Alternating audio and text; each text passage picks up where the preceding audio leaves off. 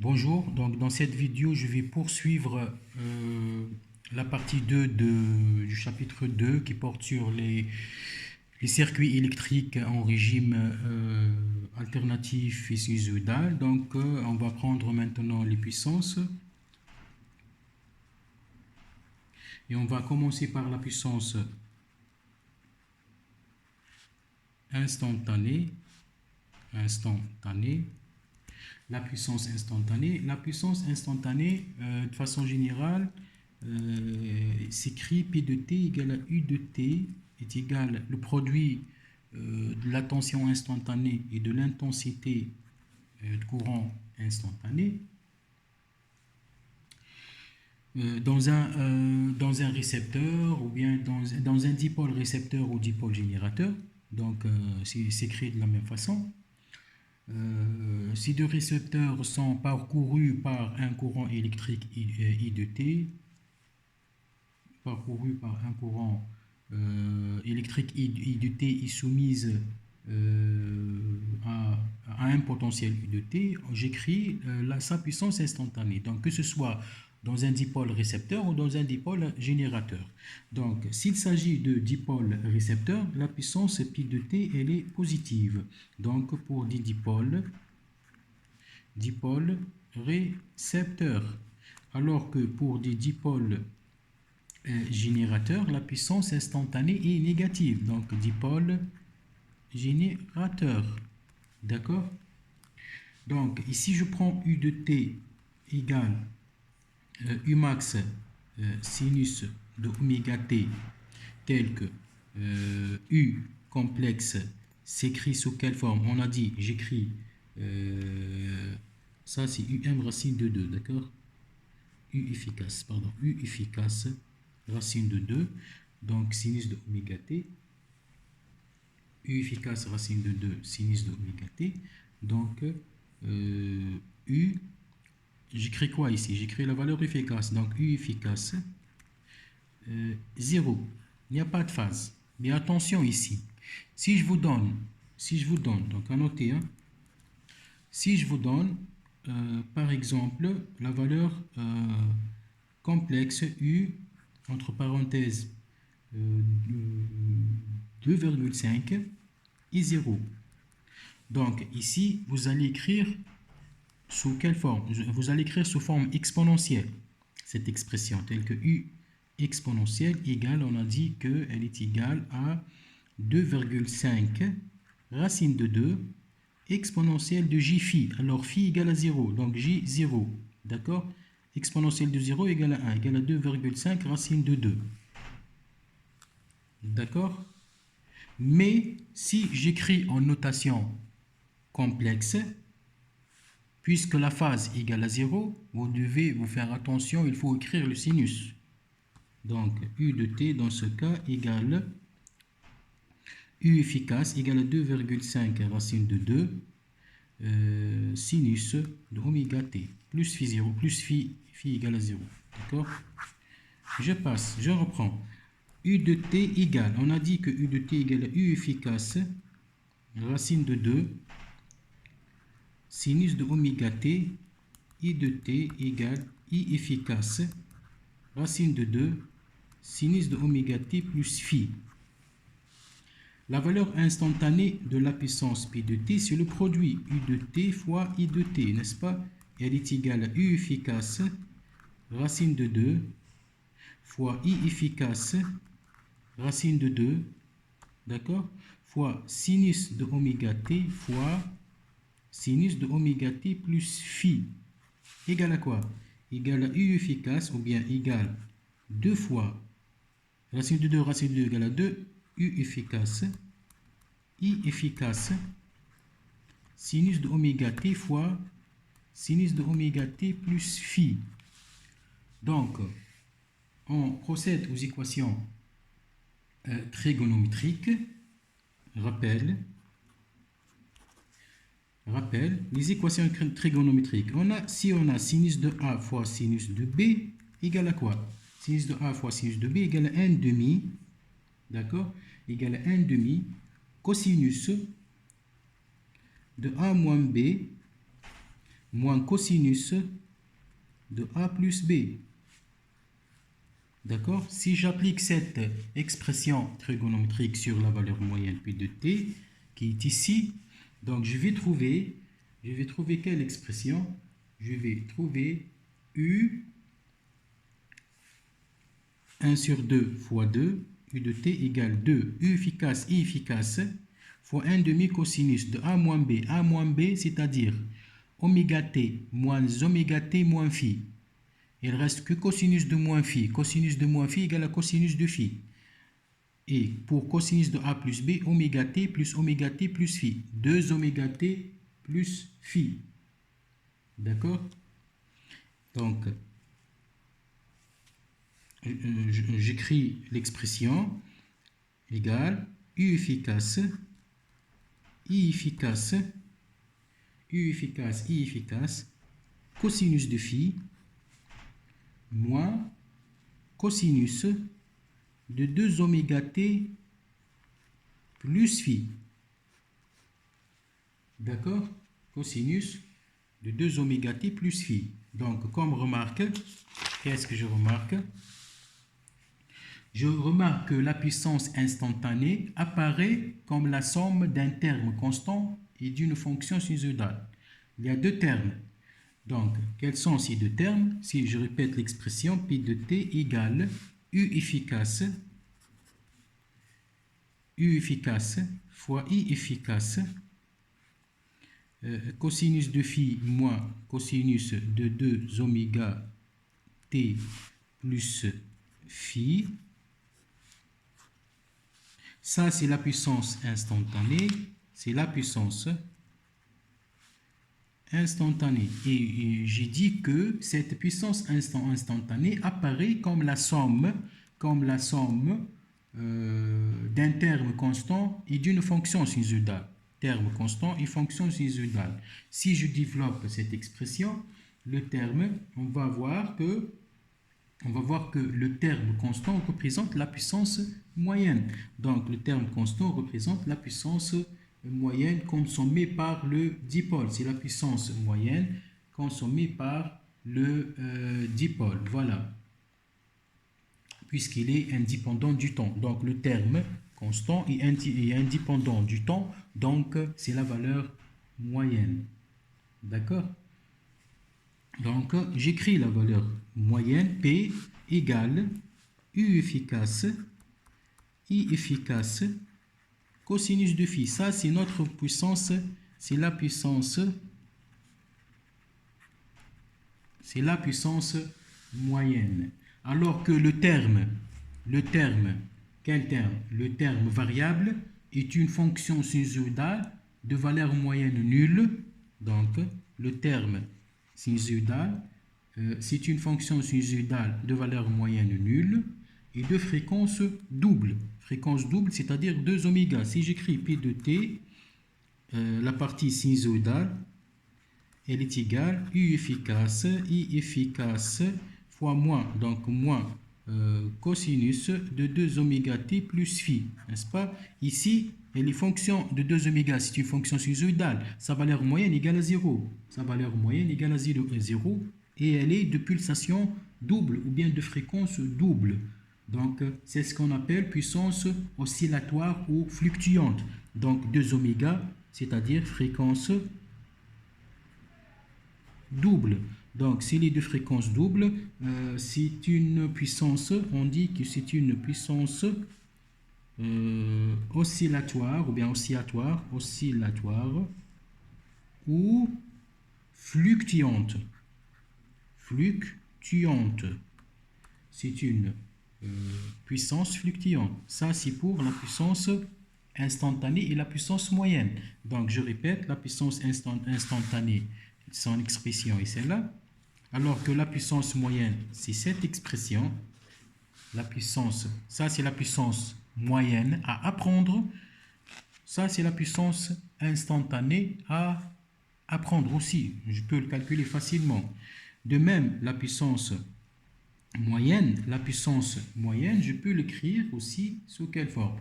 La puissance moyenne, je peux la calculer 1 sur t, l'intégrale 0t de P de t dt égale aussi l'intégrale égale à 1 sur t, 0 jusqu'à t, de u de t fois i de t, dt, bien sûr. D'accord? Jusqu'on va trouver um, c'est-à-dire u efficace, i efficace, cosinus de phi égale u efficace, i efficace. Voilà, u efficace, i efficace, cosinus de phi, c'est ce qu'on appelle est égal u efficace fois i efficace, cosinus de phi, c'est la puissance moyenne ou aussi puissance active. C'est la puissance active. Voilà, c'est la puissance active. Elle est mesurée bien sûr en watts. D'accord? Elle est en watts. Donc, passons à la puissance réactive. Puissance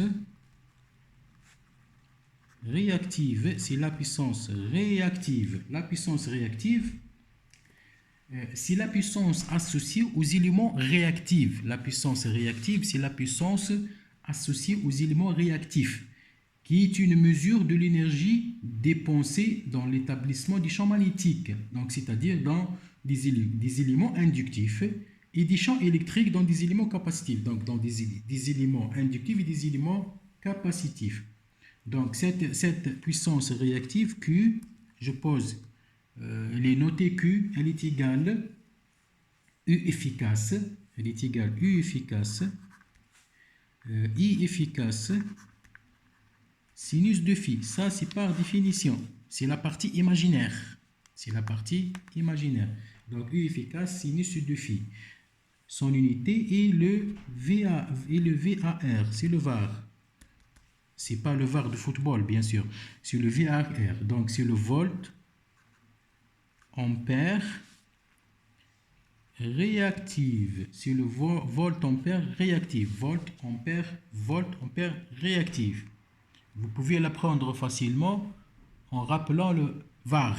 VAR, donc puissance réactive. Donc, c'est Q égale à U efficace et efficace sinus de phi. D'accord?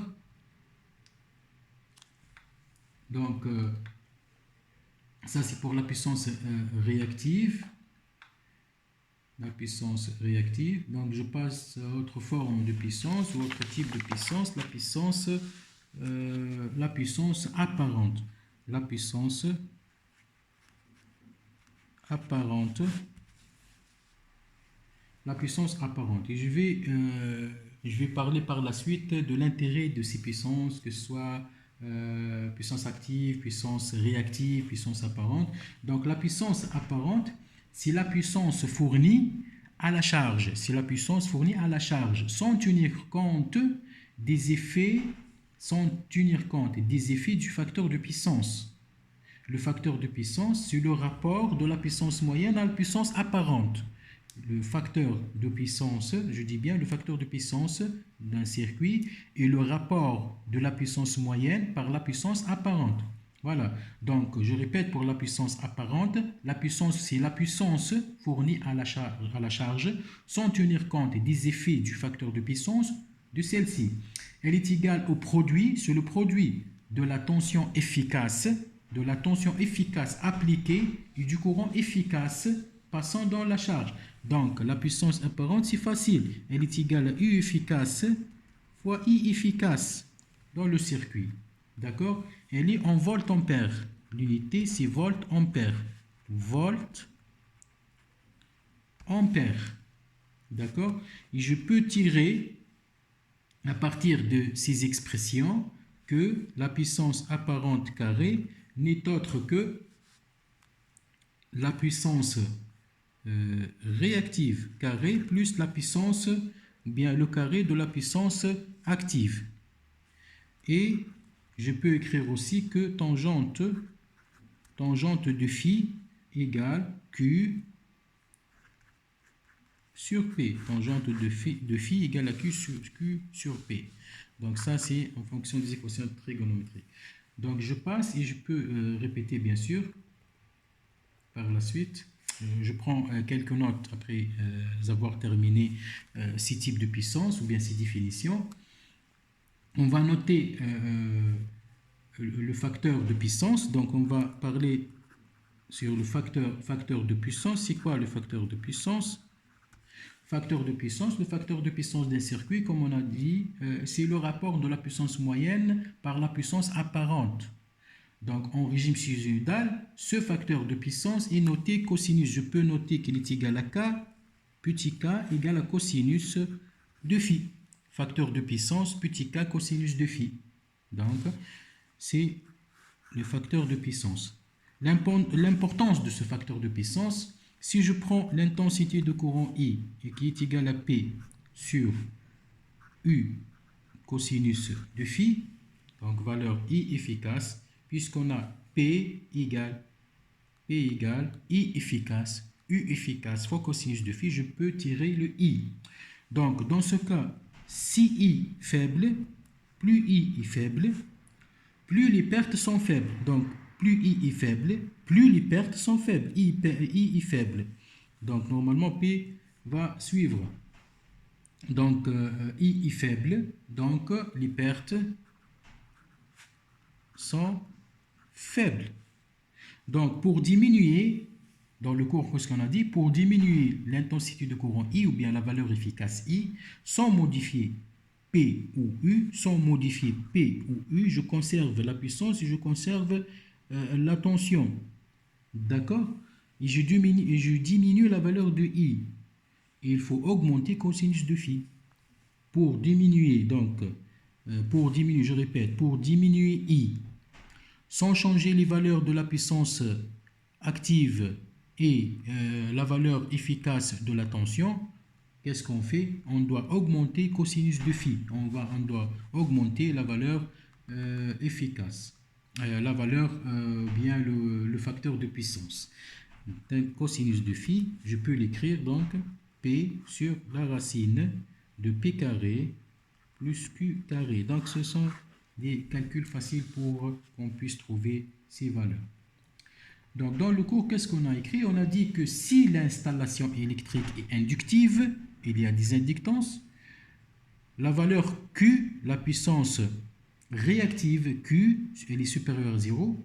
Donc, s'il y a des éléments inductifs, c'est quoi comme élément inductif? Comme élément inductif, par exemple, des moteurs dans les usines, par exemple des fours ou bien des micro-ondes dans les restaurants. Il faut diminuer, donc, si l'installation électrique est inductive, il y a beaucoup de moteurs, il y a beaucoup de fours et tout, donc on dit que cette installation électrique est inductive. Donc la valeur de Q est positive. Donc il faut diminuer Q en adjoignant des condensateurs. Si on va diminuer le Q en ajoutant des condensateurs. Ces condensateurs vont emmagasiner de l'énergie et après je vais utiliser cette énergie. D'accord? Sans augmenter la consommation. Donc, si j'utilise des condensateurs dans les installations électriques, donc QC elle est inférieure à 0, de telle sorte cette utilisation des condensateurs va nous amener à écrire que Q plus QC, c'est-à-dire la puissance réactive générale, ou bien la puissance réactive dans le circuit inductif, plus la puissance réactive des condensateurs doivent être comprises entre 0 et Q. L'objectif dans ce cas est de dimensionner le condensateur en fonction du facteur de puissance recherché pour passer du facteur de puissance cosinus phi à cosinus de phi n, d'où la capacité C peut s'écrire puissance tangente de phi moins tangente de phi n sur W, c'est-à-dire W c'est la pulsation fois la tension efficace au carré. D'accord? Ça c'est en général pour les puissances, les définitions des puissances. Pour les définitions des puissances, d'accord?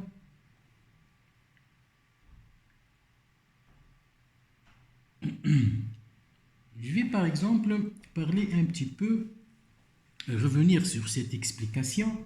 Je vais par exemple parler sur le facteur, de reprendre le facteur de puissance, et je vais parler sur le relèvement du facteur de puissance, comment le cosinus de phi va intervenir, comment je vais changer le cosinus de phi, augmenter ou diminuer le cosinus de phi. Par exemple, je vais supposer que deux récepteurs consomment la même puissance active. Par exemple, deux récepteurs R1, l'autre récepteur R2. Si deux récepteurs consomment la même puissance active, P égale 1000 watts, lorsqu'ils sont soumis à la même tension U en volts. Si deux récepteurs soumises à la puissance à la tension U égale à 200 volts. D'accord? Pour le premier récepteur, on a comme facteur de puissance K1 égale à cosinus de phi 1. Par exemple, plaque chauffante. Donc ça, je passe au réel, d'accord? Plaque chauffante. Pour le second récepteur, K2 égale cosinus de phi 2. Et je donne bien sûr la valeur égale à 1, ici égale à 0,8. Par exemple, K dit moteur. Donc J dans cette installation, plaque chauffante et moteur. Plaque chauffante de facteur de puissance cosinus de phi 1 égale à 1. Et l'autre, le moteur de facteur de puissance cosinus de phi 2 égale à 0,8. Dans ce cas, l'intensité de courant qui passe dans le premier récepteur I1, l'intensité de courant du premier récepteur, je peux le calculer facilement. Elle est égale à quoi? Elle est égale à 100, égale à 1000. 1000, on a vu l'expression. L'intensité de courant, on a vu l'expression de l'intensité de courant I, que je peux écrire égale à quoi? Égale à P, bien sûr, égale 1000 sur U égale à quoi? Égale à 200 fois 1 sur le facteur de puissance, égale à P, j'ai déjà écrit, égale à P sur U cosinus de phi. Donc je peux calculer facilement son intensité efficace, égale à 5 ampères. Pour le deuxième récepteur, égale à de même 1000 sur 200 fois 0,8. D'accord? Égale par exemple normalement 6,25 ampères. J'ai trouvé les deux intensités.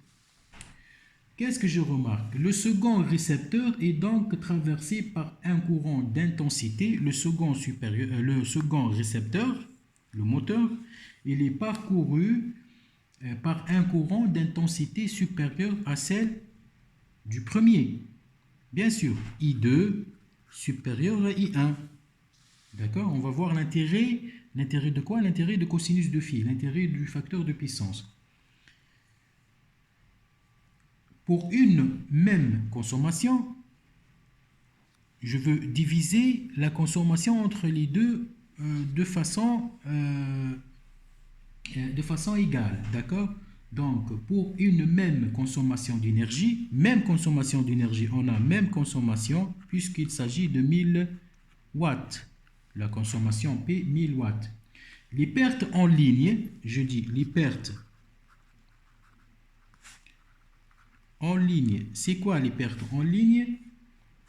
Ce sont les pertes par effet Joule. Dégagement de chaleur. Les pertes par effet Joule sont donc plus importantes. Les pertes en effet Joule sont plus importantes.